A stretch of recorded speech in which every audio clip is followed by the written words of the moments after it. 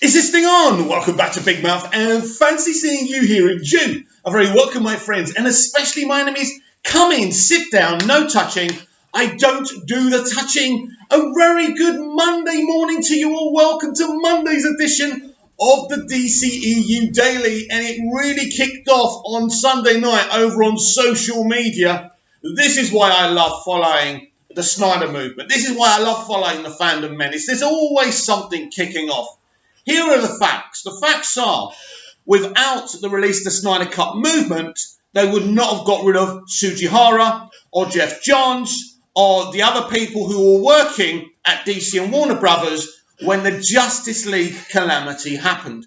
We have done a great job. If it wasn't for us, there would be no Walter Hamada, there would be no Todd Phillips, and there would be no Joker movie. And we've done great things. The donations for the suicide prevention, amazing. But here's the facts. Warner Brothers are turning around their DC world of movies. They don't have to release the Snyder Cut, and they don't have to release the Ayer Cut. I think they will, because it's good public relations. But they don't have to do it. Because the difference between Warner Brothers and Disney Star Wars is, Warner Brothers actually got their shit together and said, this cannot go on. We've got to make films. We've got to make films. We've got to give the director freedom of creativity. Of course, we've got to have an input. It's our bloody money, after all. We own the IPs, and that's fair as long as the director's vision comes first. And I think what's happened at Star Wars, they just keep on digging themselves a bigger hole, and they really don't know what to do next. I'm going to talk more about how inept Hollywood is. First of all, we're going to talk about Fabian Wagner, right? Who was a director of photography, was he, on Justice League? I'm not sure if he was on BVS and Man of Steel. I think he was. But he took to Instagram yesterday. Now, I'm going to read this. I'm also going to read the meat in the sandwich today is David Ayer's Instagram comments, of course. Now, I can't find the article right now, but there's another article about the role Jesse Eisenberg's Lex Luthor would have played in Justice League. So I may have to pause this video a little bit later just to try and hunt for that. Yes, very unorganised, should have done it earlier, but one device, I can only read one thing at a time. So I'll try and do that for you. So the main events today is reading this about Fabian Wagner, but I really want to talk about and analyse what David Ayer has said, what they did to David Ayer's movie. It's very, very important. And, the Ayer cut of the Suicide Squad is just as important as the Snyder cut of Justice League. So let's give this a read, everyone. Justice League cinematographer Fabian Wagner is adding his voice to the chorus calling for Warner Brothers to release the Snyder cut of the film. Wagner took to Instagram to share a fan art of Ben Affleck's Batman from the film standing atop a Snyder cut shield, logo modelled after the logo used for the Justice League movie. In his post, Wagner writes, "Sundays are for the League and the Snyder cut.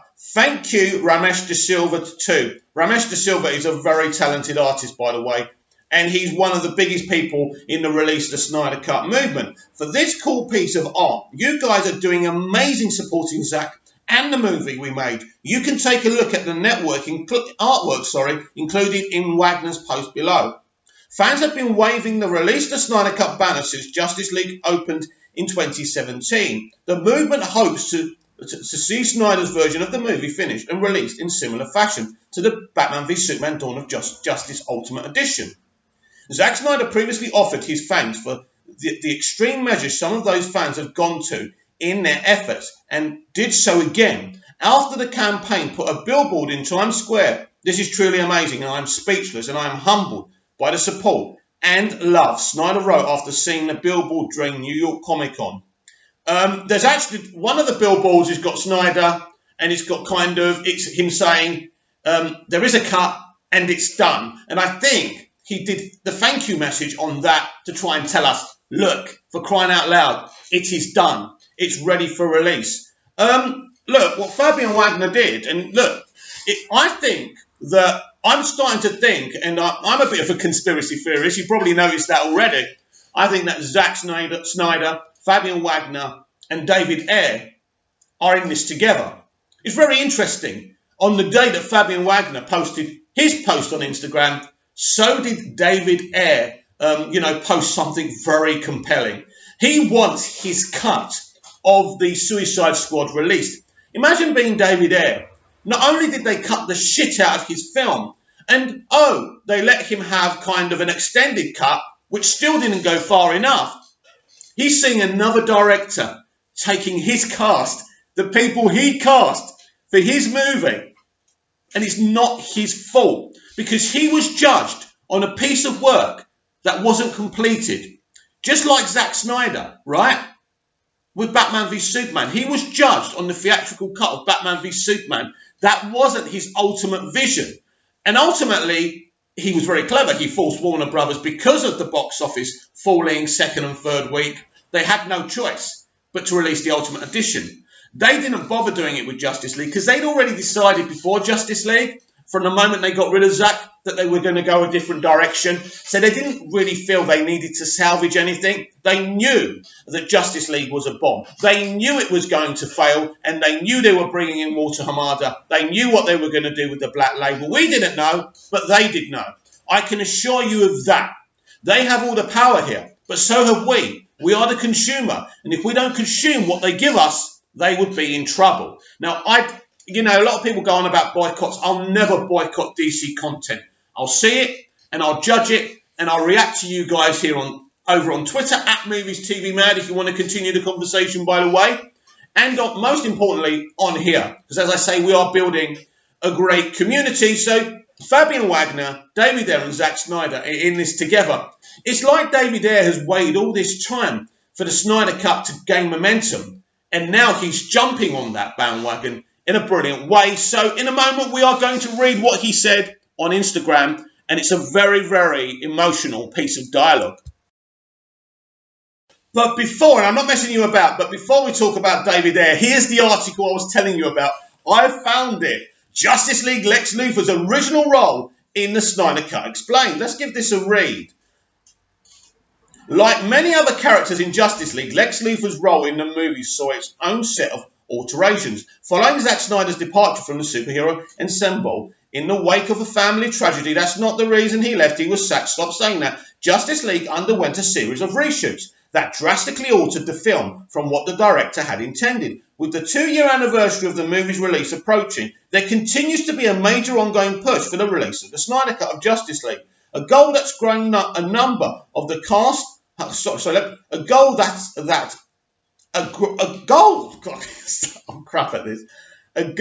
that a growing number of the cast and crew have begun vocally supporting, with Jason Momoa even confirming to have seen Snyder's version of the movie himself. The topic of the Snyder Cut is still catching up with even some people who worked on the film, with Jesse Eisenberg expressing his own ignorance of the matter prior to being asked in a recent interview with the Lights Camera Barstool podcast. However, Eisenberg would also add additional fuel to the demand for the Snyder Cut in another way, specifically by confirming that he shot more scenes beyond Lex Luthor's end credits appearance, which makes up the entirety of his role in the theatrical cut of Justice League. I think this is very interesting because I did make a lot of comments before I saw Justice League. I said, if Lex Luthor, I was hearing rumors that Lex Luthor's not in this film, it's ridiculous. He was such a big deal in Batman vs Superman. For him not to be front and centre in this film is freaking stupid. Now, he is obviously in some extra scenes. I don't know if they're in Zack's completed Snyder Cut. I kind of have my doubts, but we shall see if they get added in. They should get added in because this guy should have been front and centre. It seems absolutely stupid to me why he wasn't in even the Justice Cut. But if Zack hasn't got him in his Ultimate Edition or his Snyder Cut, I would be very, very disappointed. It should be noted that Luthor's role in Zack Snyder's version of Justice League is very likely still a minor one, which I don't agree with, by the way. With the movie, someone sent me a message, sorry, hang on. With the movie having placed its villainous emphasis on Steppenwolf, along with a rather significant role for Darkseid, who ended up being excised from the theatrical version. However, in addition to Eisenberg's words, considerable evidence exists to indicate that while Lex Luthor was still on screen in a limited capacity in Zack Snyder's original cut of the film, his role was far more important than the theatrical cut. Here are the ways in which Lex Luthor's role in Justice League was much more consequential in the Snyder Cut. Ooh, I'll be truthful, I haven't read this. I saw this floating about on Twitter, and I thought I've got to read this to my subscribers because we're going to have a good time with this. So let's see what happened. Jesse Eisenberg hasn't given explicit details on what Lex Luthor's additional scenes in the original cut of Justice League consisted of, or how many there were. However, concept art for the film, along with some content from the theatrical version, can be used to place together a rough picture of what Luthor's full role may have been. Specifically, Bruce Wayne and Alfred Pennyworth mentioning Luthor's journals in the theatrical cut points to these as being a bit of a MacGuffin for the first act of the Snyder Cut of Justice League. This is further strengthened by concept art for Justice League depicting Luthor in Arkham Asylum with a collection of notebooks on his bed.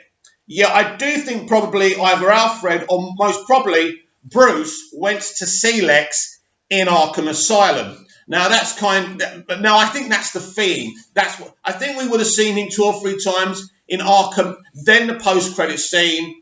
I don't know if Zach did that post-credit scene. I think that was Joss Whedon, wasn't it? I don't know. But basically, it's ridiculous that Lex Luthor isn't in Justice League. Ridiculous. Luthor had previously managed to access the database of the Kryptonian scout ship in Batman v Superman Dawn of Justice. While the Ultimate Edition also shows him in communication of sorts with Steppenwolf, the scene itself was even titled Communion. This points to Luthor's activity in the scout ship as the source of the content of his journals, which would serve to buttress his metahuman files uncovered by Bruce, viewed by Diana in the movie. All of this indicates that Luthor's role in the Snyder Cut would have involved Batman visiting him in Arkham, retrieving the journals, then using them and Luthor's metahuman files to learn about the mother boxes and the coming invasion from Apocalypse, along with the locating Arthur Curry, Barry Allen and Victor Stone to form the Justice League.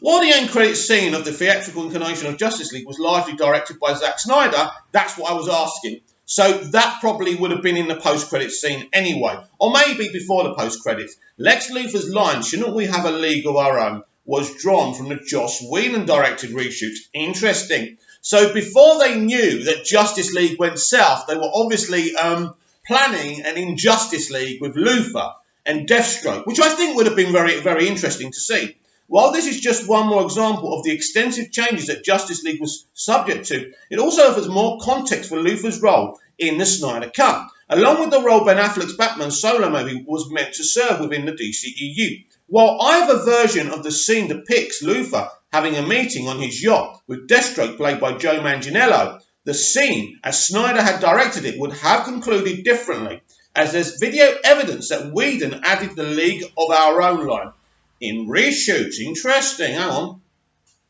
Ben Affleck had intended for Slade Wilson to be the villain of his Batman film, following Luthor's previous encounters with The Dark Knight and Batman v Superman and Justice League. The end credits scene of the latter would likely see Luthor as hiring Deathstroke to assassinate Batman as set up for his solo movie, in the same way that Aquaman's original Justice League ending set up his solo movie. You know what? This just pisses me off. By the time of the reshoots, Affleck had pulled out of directing the film, with the Batman now being directed by Matt Reeves, and with the role eventually being assumed by Robert Pattinson. So that would ultimately leave the end credits scenes of Justice League as another area where the reshoots would diverge the film from both Snyder's and Affleck's original vision.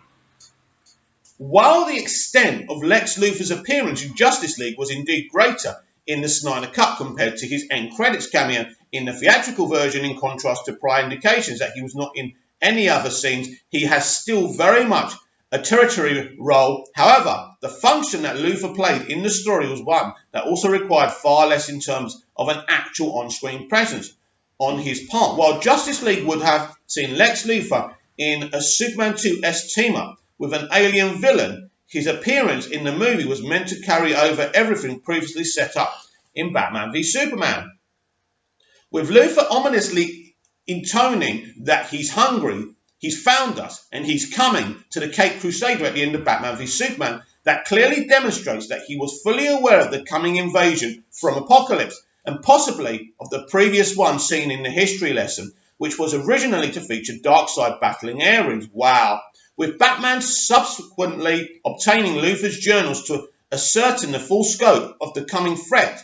It signals that Zack Snyder had meant for Lex Luthor to serve as a bridge of sorts from Batman v Superman to Justice League. As such, Luthor having a physical presence was far less crucial, I don't agree actually, to the latter, with Batman using Luthor's knowledge to build the Justice League and plot his strategy to battle Steppenwolf and the Parademon army. With the movie being structured in such a manner, Lex Luthor was only needed to actually appear in a handful of scenes to establish how important the information in his journal is to the film, along with keeping the film in sync with the events of Batman v Superman. Additionally, the end credits scene, as directed by Snyder and possibly placed in front of the credits, would have served to have not only get Luthor out of Arkham Asylum, but also set up his goal to take out the man who put him in there. The reasoning behind the massive reshoots that were implemented on Justice League can largely be attributed to the extremely divisive reception that Batman v Superman received. Lex Luthor did not escape that, with Jesse Eisenberg's portrayal of the character being among the movie's most criticised elements, and that's why they got rid of him from the film.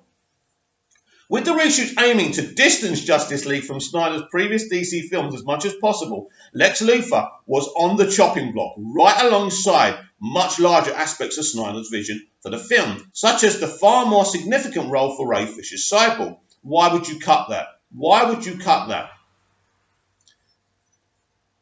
However, with Luthor still having much more secondary role, even in the Snyder Cut, this doesn't completely explain why he only appears in a single scene in the theatrical version. Nevertheless, a few scenes from the reshoots offer the further context for the minimisation of Lex Luthor's presence in Justice League.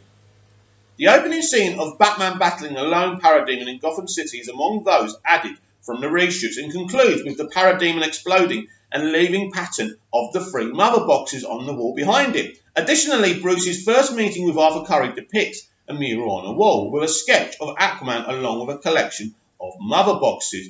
The latter would partially fill the void left by a deleted sequence of Dinah looking at a different mural depicting the previous invasion from Apocalypse in the history lesson, with the cut mural also featuring an image of Darkseid. However, these added scenes also establish the same information for the plot that would have been revealed in the movie by Batman's research into Luthor's journals.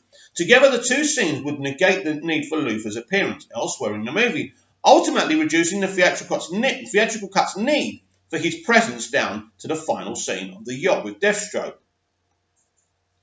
As Zack Snyder's social media teasers have made clear, there is still plenty left to discover regarding his cut of Justice League, and the full picture of just how different it is from the theatrical version is still far from being completely revealed. Jesse Eisenberg's comments also show that even characters with a limited presence on screen saw their roles revamped just as heavily as the heroes headlining the film did. Ultimately, the confirmation of an expanded role, however, incrementally for Lex Luthor is sure to join the countless other factors ensuring that the campaign for the Snyder Cut of Justice League isn't going to abate anytime soon. And of course it's not. It's not going to go anywhere, is it? It's as simple as that. So they basically dissolved Lex Luthor from the theatrical cut because people didn't like the fact he was cast. They didn't like his performance. I wouldn't have cast him, but I still think he gives an exquisite performance, and his character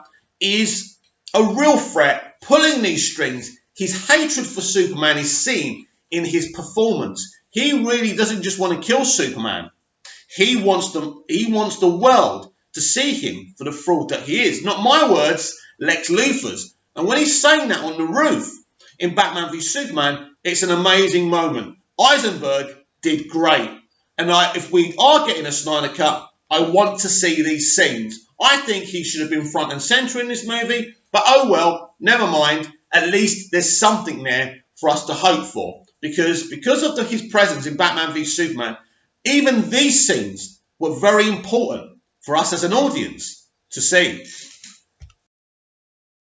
Actually, this is what's great about doing unscripted videos. I was just looking on my album for the David Ayer comments, and I found something else. Now, Chris Wong Svensson from Ping Pong Flicks put this up on Twitter. Now, this is a comment. This is a long drawn out comment from someone who posted a comment on his YouTube channel. And let's read this out. Again, I have been told it is done, talking about the Snyder Cut. And I believe the person that is telling me it is 100% complete, the person that told me said that Snyder and his VFX team were doing work behind the scenes last year, and they wrapped it up completely about a month or so before he did his Director's Cut weekend celebration. I just wanted to point out that a composer can do music for a film without seeing a single frame. Heck, Hans Zimmer did that Man of Steel sketchbook track that was like almost 30 minutes long, and he wrote all of that just based off of the script and the idea that Zack had for the movie. Interesting point.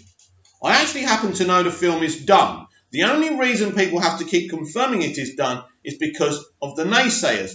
Now, that being said, not trying to be the negative here, just pointing out a fact, Hilda did interviews during the Joker press tour where she said she was scoring the film without them having shot a single frame. That's true.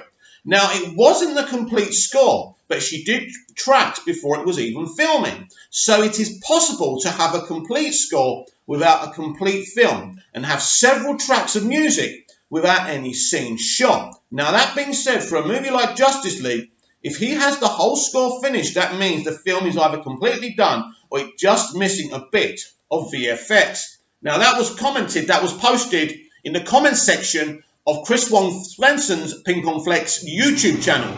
So go and subscribe to Ping Pong Flex. He's excellent. Does a far better job than me, but that doesn't mean I don't want you subscribing and watching my videos. Now, where are we? Now, where is these David Ayer comments? Right. We finally get to the sandwich of today's video. Last night here in Europe, this is when I noticed it, David Ayer posted on Instagram a brilliant picture of Jared Leto's Joker with a gun. I might try and look for that for you and show it to you. But first, let's read what he said. Movies are fragile. They are like dreams, haunting moments that run from your vision. They have their own logic and truth. If you change the destination after the trip is complete, is it still the same journey? The spine of the Suicide Squad was Harley's journey. In many ways, it was her movie. Her escaping, her relationship with Joker was the major emotional through line. A director holds an invisible compass in their hands. It guides every shot, every performance. That compass points to the destination. If the destination changes, did the journey even happen? So this is him cryptically saying that this film, the theatrical cut, I think he filmed his version of the movie and Warner Brothers didn't want it. They were under so much pressure and heat from journalists, bloggers, critics, the mainstream audience. So they probably told him to go back and do a different ending. And I think that's what happened. They made him change his film. It's exactly what Sugihara did to Zack Snyder and ultimately sacked him because Zack Snyder kept on coming back.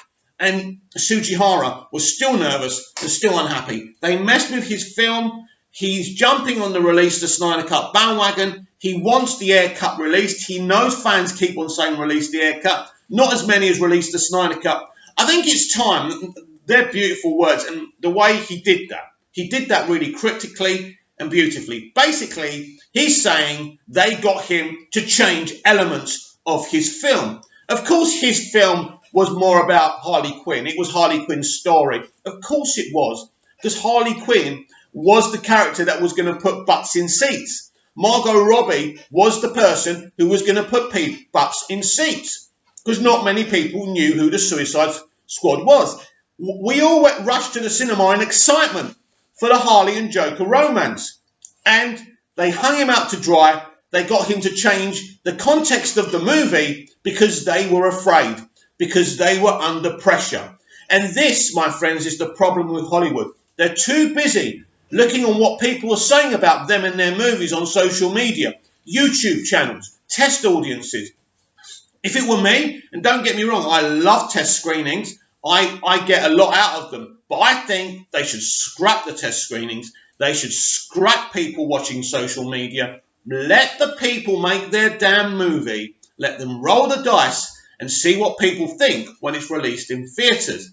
As a director, as a screenwriter, as a visionary, as an artist, the great thing about writing a piece of fiction is you don't know how the public, I mean, even me, if I write a story and I show it to someone whose opinion I respect, it's kind of exciting because you don't know what the reaction's going to be.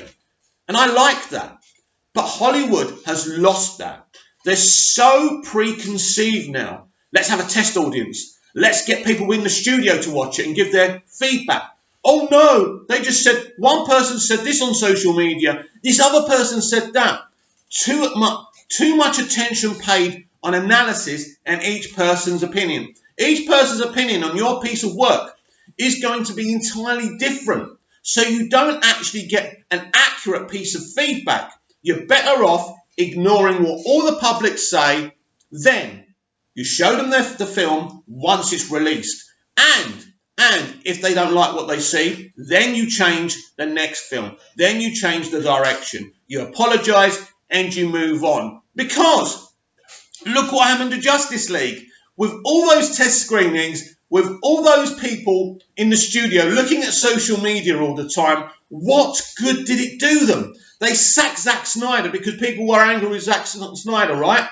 They got Joss Whedon in because they thought, oh, Avengers, MCU, this should help. Everything they didn't result to the result that they wanted. It made things worse. So I want to draw you a picture here. Imagine if they didn't sack Zack Snyder, if they didn't get people to watch test screenings, if they didn't take any notice of people talking on social media, and they just allowed Zack to make his movie, they probably could have made just under $1 billion, couldn't they? I want your comments down below. There's a lot for you to digest today from what I've read out to you. Very interesting stuff from Fabian Wagner about Lex Luthor's role in the Snyder Cut of Justice League. But what David Ayer said is, well, it's earth-shattering. Nobody expected this. Even Zack hasn't gone with a deep cut like that. He's basically saying that they changed the narrative of his film. Please let me know what you think. Please tell your friends about this channel. But exciting things are happening. How will Warner Brothers react to this thing now? They are not going to react, are they? They're either going to allow the Ayer cut to be released or they won't. They're either going to allow the Snyder Cut of Justice League to be released or not. It's up to them. They hold the power. But we can keep on making noise. We've done a fabulous job thus far. We've got to keep the fight going. We've got to keep on taking the fight to them. I'll see you tomorrow with another DCEU Daily.